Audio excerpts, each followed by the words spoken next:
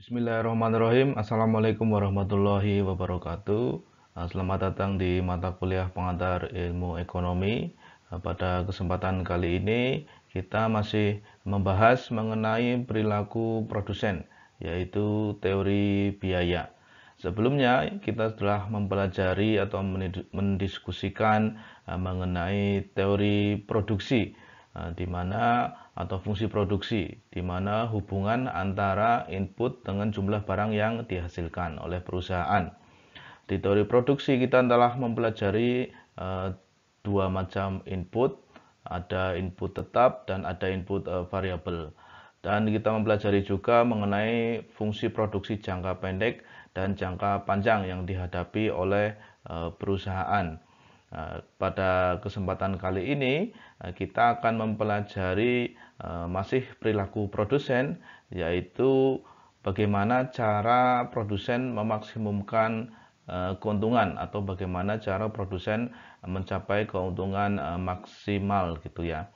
Nah, ini adalah sebenarnya ujungnya sebagai dasar dari teori penawaran perilaku produsen ini, yaitu teori biaya, yaitu nanti teori penawaran menjelaskan hubungan antara harga dengan jumlah barang yang ditawarkan. Jadi produsen dalam produksi barang dan jasa itu teorinya teori penawaran, kalau konsumen teorinya teori permintaan. Nah, konsep yang harus dikuasai untuk memahami mengapa produsen memproduksi lebih banyak ketika harga itu sedang tinggi, salah satu yang harus dikuasai adalah teori biaya terlebih dahulu. Jadi pada kesempatan kali ini kita akan mempelajari salah satu komponen untuk memahami perilaku produsen, yaitu teori penawaran berupa teori biaya. Kita akan belajar mengenai apa itu total cost atau biaya total, apa itu average cost, dan apa itu tambahan biaya atau marginal cost.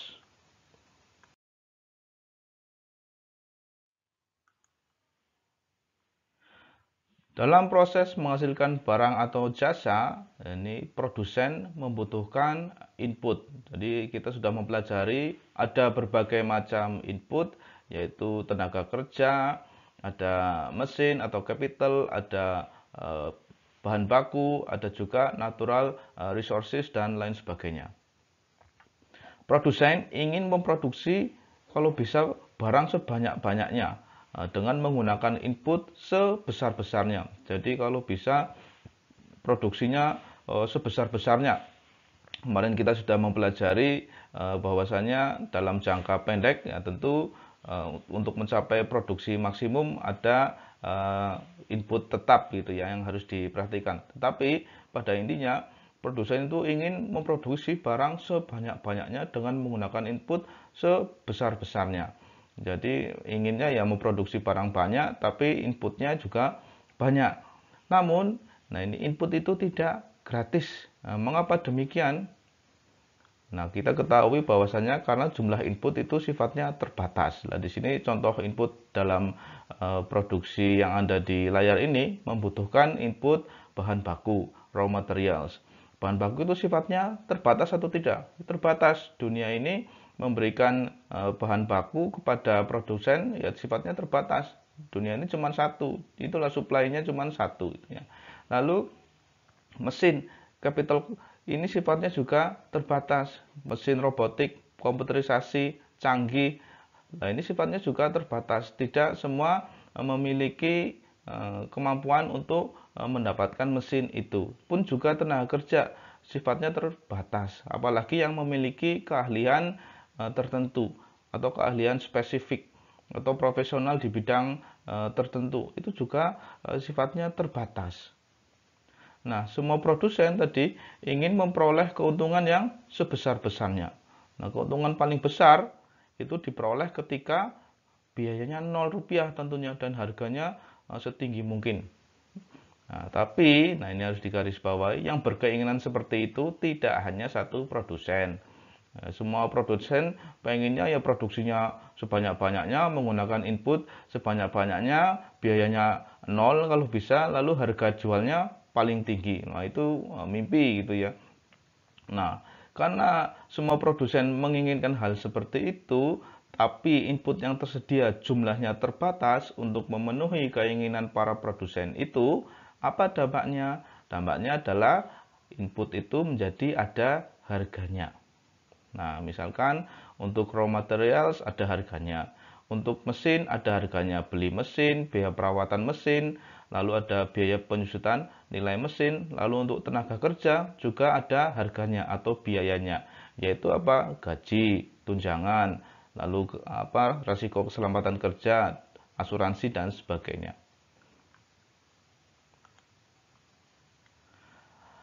Analisis biaya dalam ilmu ekonomi nanti kita akan mengetahui atau memberikan kita pemahaman mengenai pilihan-pilihan atas input yang tersedia. Jadi sebenarnya nanti dalam analisis ilmu ekonomi itu produsen bisa memilih atas berbagai macam pilihan input yang tersedia. Jadi dari berbagai macam input seperti raw materials, capital cost, dan raw materials, bahan baku, lalu capital, lalu labor, dia bisa memilih kombinasi di antara ketiga itu. Apakah lebih banyak porsi tenaga kerjanya dibandingkan dengan capital, ataukah lebih banyak porsi capitalnya daripada tenaga kerjanya. Nah, sebenarnya mengarah ke sana. Lalu yang nomor dua, bisa juga analisis biaya memberikan keputusan kepada produsen apakah dia tetap bertahan atau keluar dari bisnis. Jadi kalau melakukan atau berproduksi di dalam perilaku produsen ini, analisis biaya bisa memberikan gambaran bahwasannya sebenarnya usaha yang dilakukan itu menguntungkan atau tidak. Itu yang pertama. Yang kedua, usaha yang dilakukan itu memberikan keuntungan atau memberikan keuntungan maksimal atau tidak. Lalu jumlahnya harusnya seberapa yang harus diproduksi agar perusahaan itu mendapatkan untung dan mendapatkan keuntungan maksimal. Nanti di analisis kita pada sesi kali ini kita condong ke nomor 2, yaitu keputusan untuk tetap bertahan atau keluar dari bisnis, yaitu kita mempelajari biaya atau teori biaya seperti total cost, marginal cost, lalu average cost, lalu kaitannya dengan harga dan keputusan produksi atau produsen untuk tetap bertahan atau keluar dari bisnis. Nah, nomor 2 ini menjadi dasar nanti pemahaman dalam teori penawaran, yaitu hubungan antara jumlah barang yang diproduksi dengan harga jual.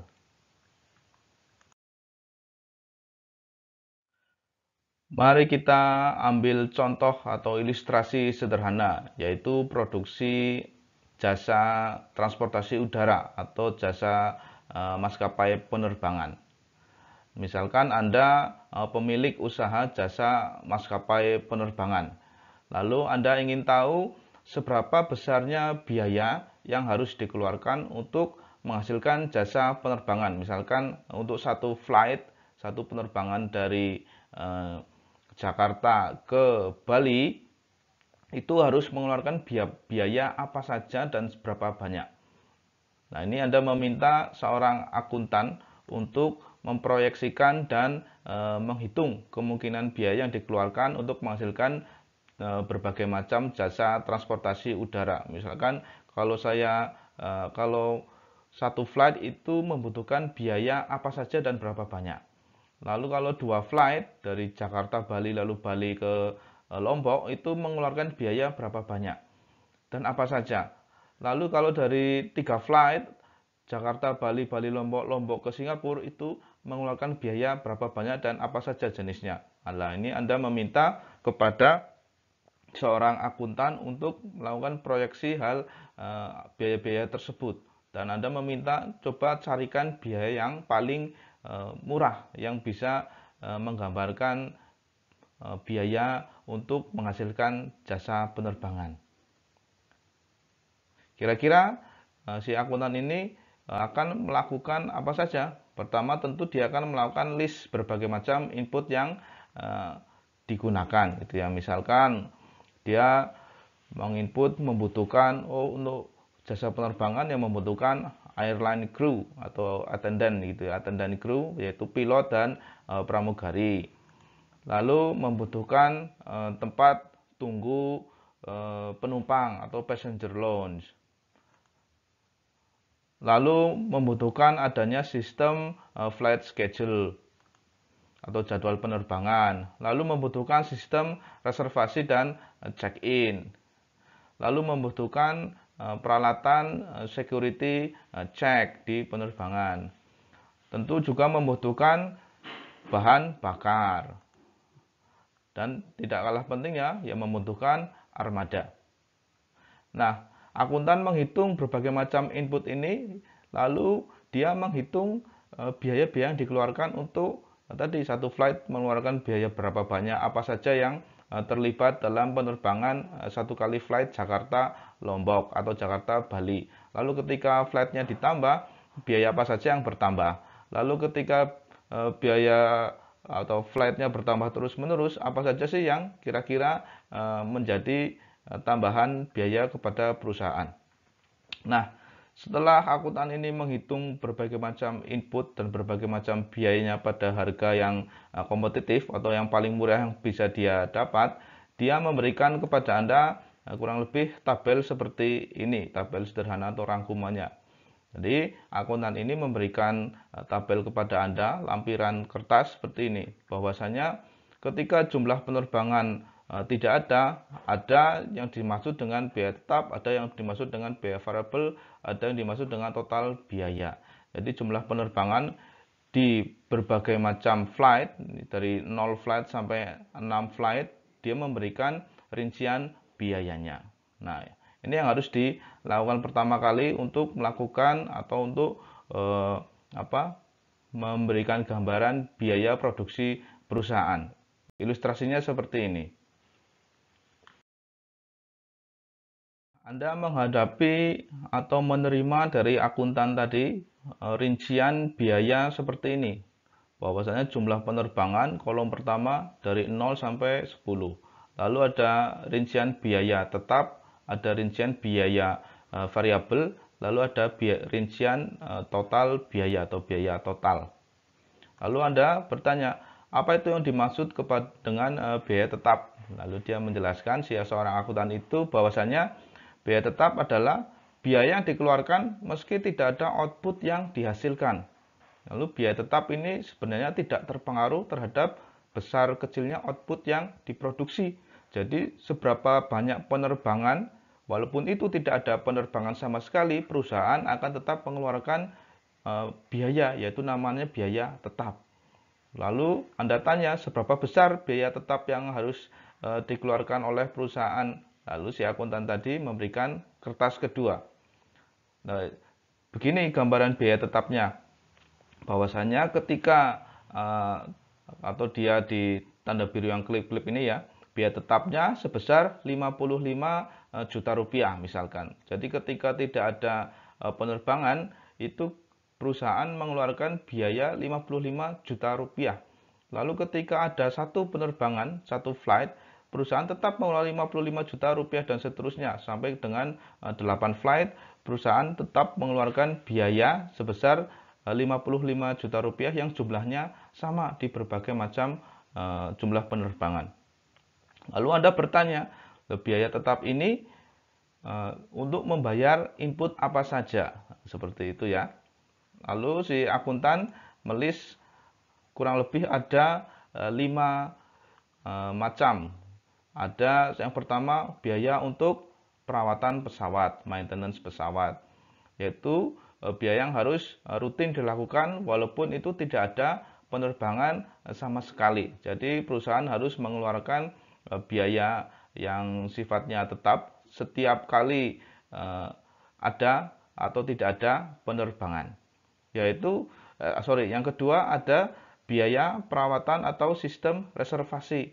Jadi setiap kali perusahaan ada tidaknya penerbangan atau flight atau jasa penerbangan yang diberikan, tentu harus mengeluarkan biaya untuk menjaga sistem reservasi. Misalkan biaya untuk langganan antivirus, biaya untuk langganan namanya itu server dan sebagainya. Lalu yang ketiga, misalkan ada gaji manajer. Nah, gaji manajer ini berapapun penerbangan yang dilakukan ya jumlahnya sama. Walaupun tidak ada penerbangan, ya gaji manajer harus tetap dibayar. Gaji manajer, gaji manajer promosi, gaji manajer HRD dan sebagainya. Lalu ada juga biaya pinjaman bunga atau biaya bunga pinjaman kalau si perusahaan maskapai ini meminjam kredit ke bank. Jadi per bulan dia harus setor biaya bunga pinjaman dan pokok pinjamannya. Nilainya sama tetap. Lalu juga biaya sewa hanggar pesawat atau tempat parkir pesawat itu ya. Kalau tidak beroperasi ya tentu harus tetap membayar biaya sewa hanggar pesawat kepada bandara. Nah, inilah berbagai macam biaya yang harus dikeluarkan setiap kali perusahaan walaupun itu tidak ada penerbangan yang dihasilkan. Jadi istilahnya adalah biaya tetap. Jadi biaya yang terus dikeluarkan atau biaya yang dikeluarkan meski tidak ada output yang dihasilkan. Jadi biaya yang dikeluarkan meski tidak ada penerbangan yang dihasilkan. Nah, disebut sebagai biaya tetap. Lalu di kertas yang diberikan oleh akuntan tadi ada tertulis biaya variabel yang jumlahnya berbeda dengan biaya tetap. Dia semakin besar ketika jumlah penerbangan itu semakin banyak.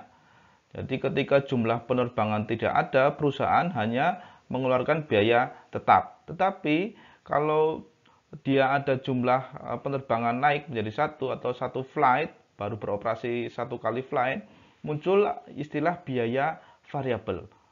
Lalu ketika flightnya bertambah menjadi 2, biaya variabelnya juga ikut bertambah. Ketika 3, variabelnya ikut bertambah juga. Ketika jumlah penerbangan 8, jumlah variabelnya bertambah banyak sekali.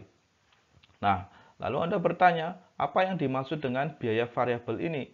Lalu seorang akuntan tadi menjelaskan bahwasanya biaya variabel adalah ini biaya-biaya yang dikeluarkan setiap kali perusahaan menambah produksinya. Jadi berbeda dengan biaya tetap, jumlah biaya variabel yang harus dikeluarkan oleh perusahaan akan selalu meningkat atau bertambah besar ketika jumlah produksi, dalam hal ini jumlah penerbangan atau flight itu bertambah. Lalu, apa saja yang termasuk dengan biaya variabel?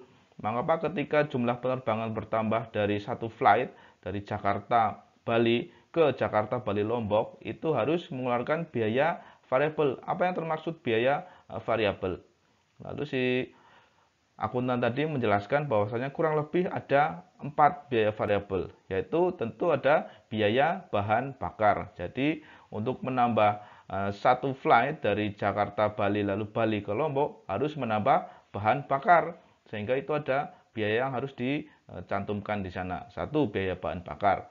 Lalu yang kedua, biaya makanan di pesawat. Jadi kalau penumpangnya diantarkan dari Jakarta ke Bali, lalu ada penumpang tambahan dari Bali ke Lombok, tentu membutuhkan tambahan makanan dan jasa pelayanan di dalam pesawat. Nah, ini membutuhkan atau menambah biaya di dalam pesawat, biaya pelayanan makanan di pesawat misalkan.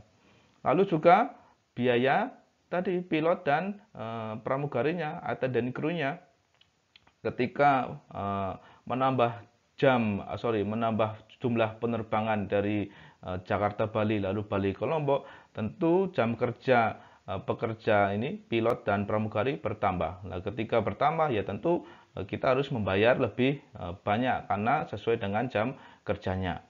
Terus yang terakhir, yang paling penting juga ada biaya pengadaan armada. Misalkan dari Jakarta Bali itu satu flight itu menggunakan pesawat yang berbeda dengan Bali ke Lombok. Jadi ada biaya tambahan pengadaan armada, baik itu bisa biaya sewa atau membeli pesawat sendiri.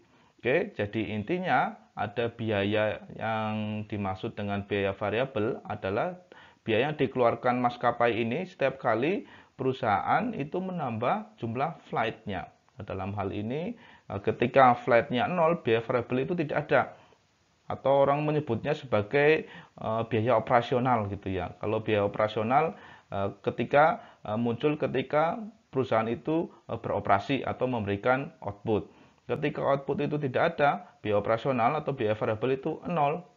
Biaya operasional itu ada ketika mulai memberikan output. Dalam hal ini ketika jumlah penerbangan itu bertambah satu atau menghasilkan satu flight, baru muncul biaya variabel. Untuk apa saja biaya variabelnya? Ya untuk bayar ini semua. Lalu dengan demikian, melihat kepada biaya total, Anda memahami sebagai pemilik maskapai penerbangan, oh dengan demikian total biaya adalah jumlah keseluruhan biaya yang paling rendah yang mungkin dikeluarkan sebuah perusahaan penerbangan Anda untuk memproduksi sejumlah output tertentu. Misalkan kalau Anda punya maskapai penerbangan, nggak ada flight sama sekali, misalkan seperti awal mula corona gitu ya, tidak ada penerbangan sama sekali, perusahaan tetap mengeluarkan biaya. Lalu ketika menambah satu jumlah penerbangan, perusahaan mulai menambah biaya operasionalnya. Ada biaya tetap, ada biaya operasional. Ketika jumlah penerbangan terus bertambah, biaya tetap ada, lalu muncul lagi biaya operasional yang bertambah. Sehingga total biaya juga menjadi semakin besar. Nah, bisa kita lihat gambarannya kalau kita proyeksikan ke dalam bentuk grafis, garis gitu ya. Di sumbu horizontal, sumbu yang mendatar, itu adalah jumlah output atau jumlah penerbangan, satuannya flight. Lalu sisi vertikal adalah menunjukkan biaya total yang harus dikeluarkan atau biaya yang harus dikeluarkan. Ketika flight itu nol, dia hanya mengeluarkan biaya tetap yaitu sebesar 55 juta rupiah. Tetapi ketika flight yang dihasilkan itu bertambah, nah ini perusahaan total biayanya juga semakin lama semakin besar. Nah, kita lihat total cost atau biaya totalnya itu adalah grafik yang berwarna biru. Jadi ketika flight service-nya atau jasa penerbangan yang diberikan kepada masyarakat atau produsen ini menghasilkan jasa penerbangan dari 0, 1, sampai 8 jasa penerbangan, grafik biru menunjukkan biaya yang semakin meningkat. Tetapi di grafik yang warna kuning, nah ini mendatar. Ini menunjukkan apa? Biayanya tetap di berbagai macam jumlah penerbangan. Ketika jumlah penerbangannya 1 ya 55 juta, 2 55 juta, ketika jumlah penerbangannya 3 juga mengeluarkan biaya 55 juta rupiah. Ini namanya fixed cost. Dan selisih antara grafik biru dengan yang mendatar fixed cost ini adalah variable cost. Jadi intinya gambaran kita di sini yang memperbesar jumlah biaya total adalah sebenarnya perilaku dari biaya variabel.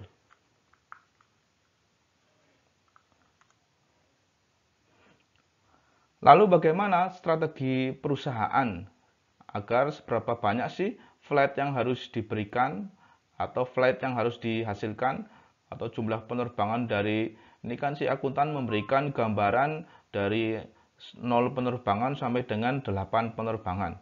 Lalu Anda memikirkan pada tingkat penerbangan berapa yang memberikan keuntungan yang paling besar. Jadi tidak hanya untung, perusahaan ingin keuntungan paling besar atau keuntungan maksimum. Lalu untuk mengetahuinya kita membutuhkan pemahaman mengenai konsep biaya rata-rata dan biaya marginal.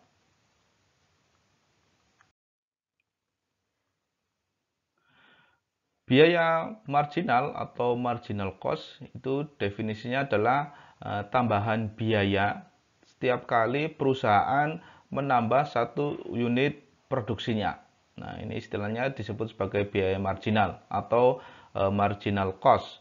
Kalau secara matematika, ini marginal cost sama dengan perubahan TC, itu total cost, karena perubahan delta Q atau perubahan output.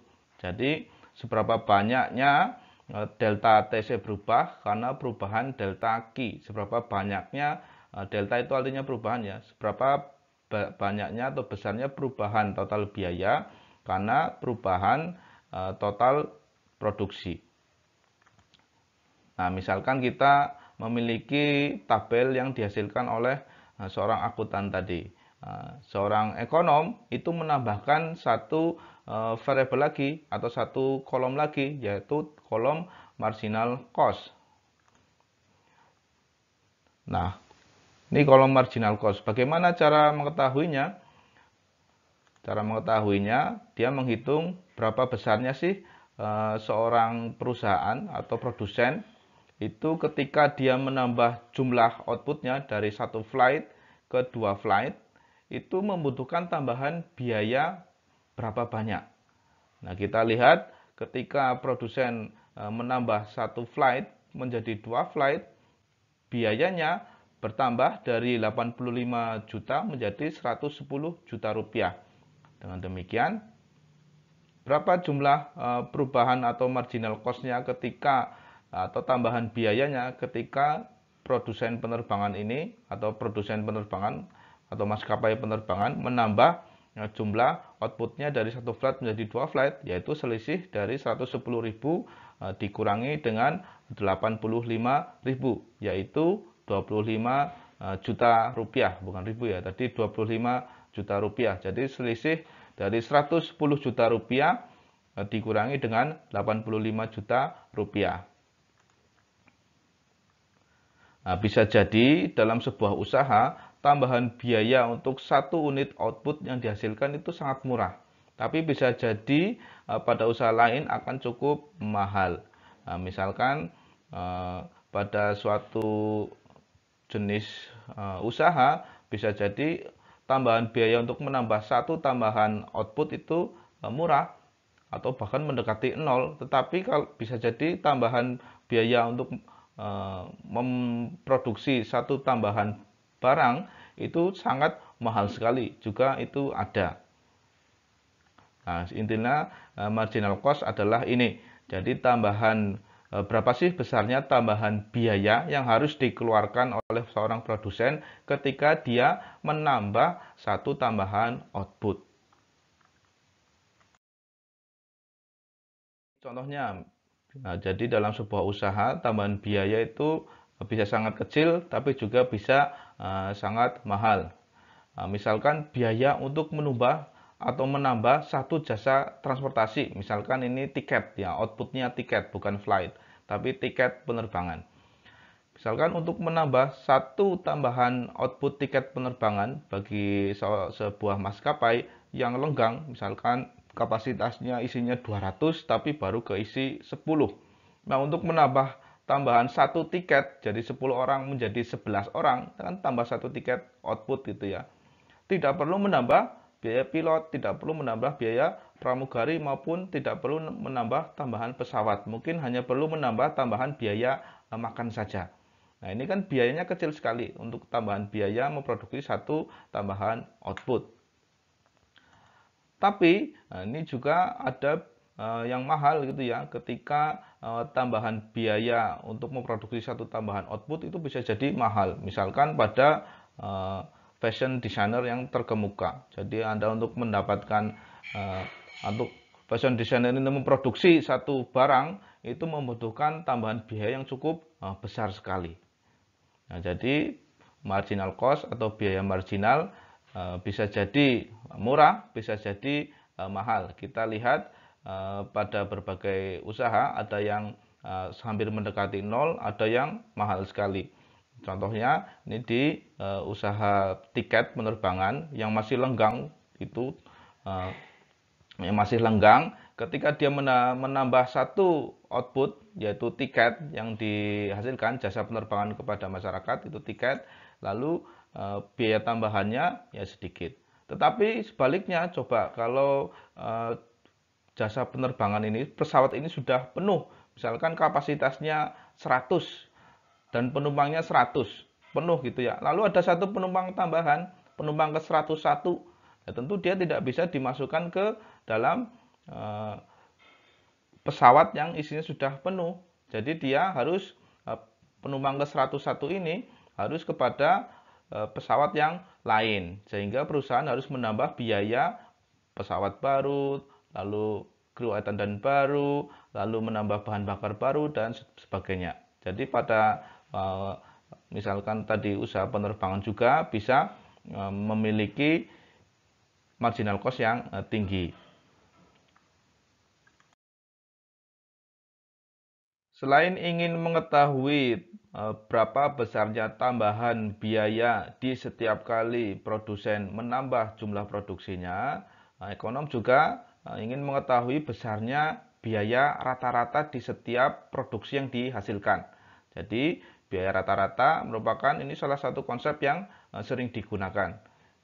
Dari tabel yang diberikan oleh akuntan tadi, seorang ekonom menambah satu kolom lagi, tidak hanya kolom marginal cost, yaitu ada kolom namanya average cost atau biaya rata-rata, atau rata-rata biaya satu penerbangan itu mengeluarkan berapa besar, gitu. Berapa besar biaya yang harus dikeluarkan rata-ratanya di setiap penerbangan. Nah, kita lihat cara menghitungnya adalah tentu total biaya dibagi output. Jadi total biaya, kalau misalkan ini flight gitu ya, ketika satu flight total biayanya berapa dibagi jumlah flightnya. Ketika flightnya 2, total biaya dibagi jumlah 2 flight. Ketika flightnya 4, total biaya dibagi 4 flight. Jadi menghitung atau membagi total cost atau total biaya dibagi dengan jumlah outputnya, dalam hal ini flight. Anda bisa lihat di sini, semakin besar flight yang dihasilkan, average cost, total biayanya pertama besar, lalu semakin kecil, semakin kecil, semakin kecil, lalu besar lagi gitu ya. Jadi average cost ini sifatnya seperti itu.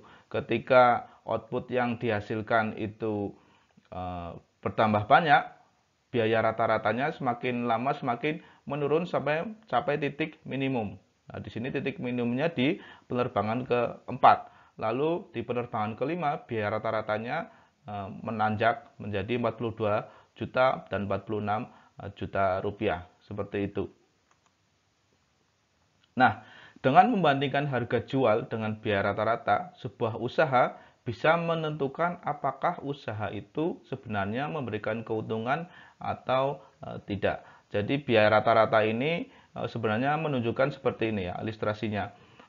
Membagi jumlah biaya kepada produksi yang dihasilkan. Nanti kita akan gunakan ilustrasi dalam jasa transportasi, misalnya seperti itu. Nah, ilustrasinya seperti ini. Misal ini di jasa transportasi darat, yaitu bis efisiensi. Misalkan Anda menjadi pengusaha bis efisiensi memiliki satu unit bis. Nah, total biaya untuk mengantarkan penumpang dari Purwokerto ke Jogja yang ditanggung oleh PO Bis Efisiensi Anda sendiri adalah sebesar 2.150.000.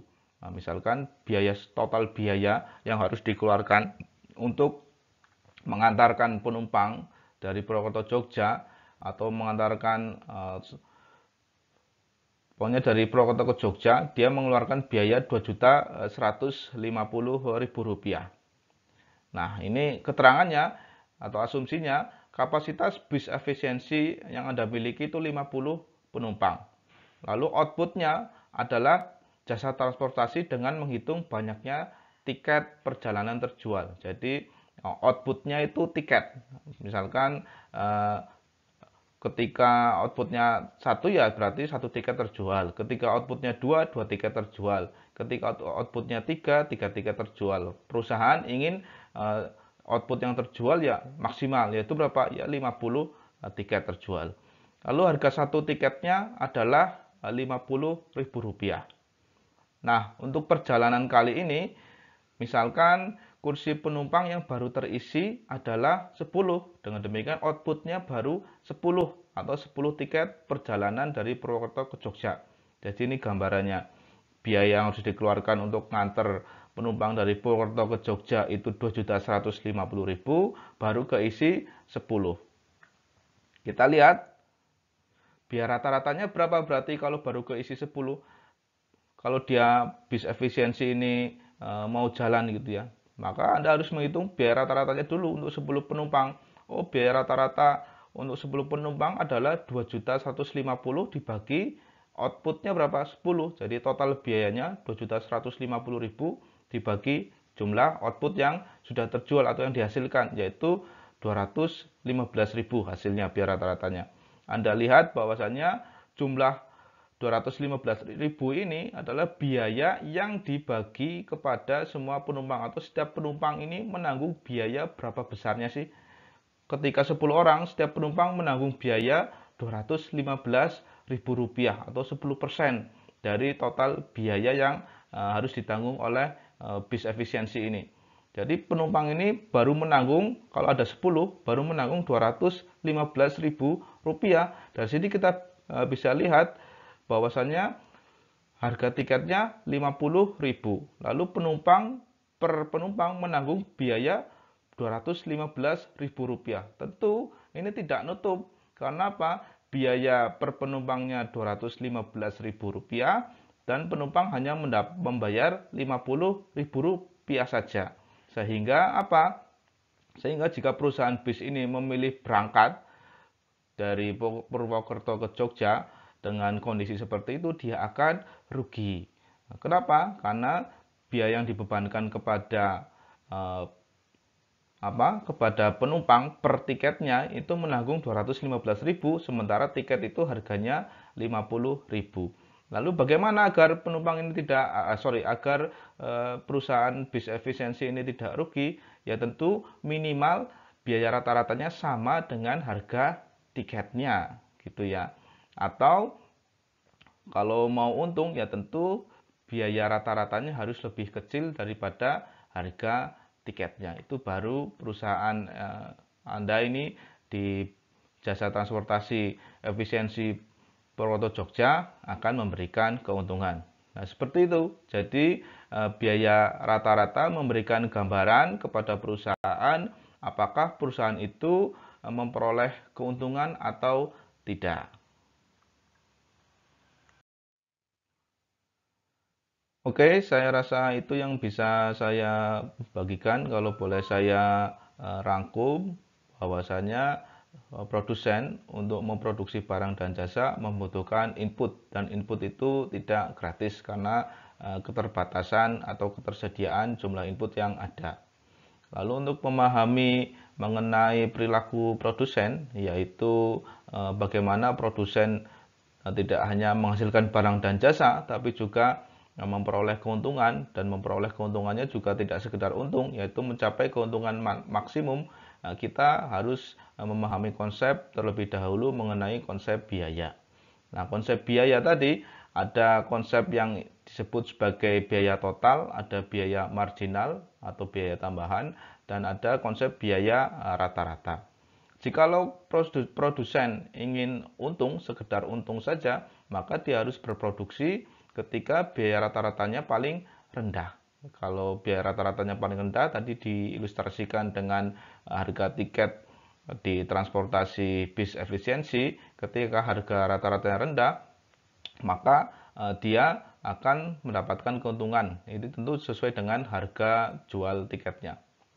Nah, selain itu kita bisa lihat bahwasanya ketika jumlah output itu semakin lama semakin banyak, biaya rata-ratanya juga semakin kecil sampai pada titik tertentu mencapai tingkat minimal.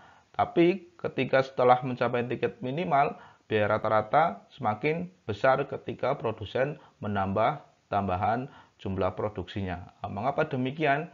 Ya, karena sudah mencapai kapasitasnya. Kita ambil contoh saja ketika bis efisiensi itu isinya 10 orang, lalu biaya produksinya 2.150.000, ketika sudah mencapai penumpang ke-50, lalu ada satu penumpang tambahan lagi ke 51, nah ini dampaknya apa? Dampaknya dua, tambahan biaya produksinya seorang produsen bis efisiensi ini bertambah besar, dan rata-rata biayanya juga bertambah besar. Karena apa? Karena tadi sudah mencapai kapasitas produksinya.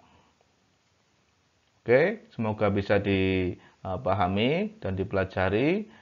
Kita akan mempelajari bagaimana perusahaan mencapai keuntungan maksimum, yaitu perilaku dari marginal cost atau biaya tambahan di sesi selanjutnya.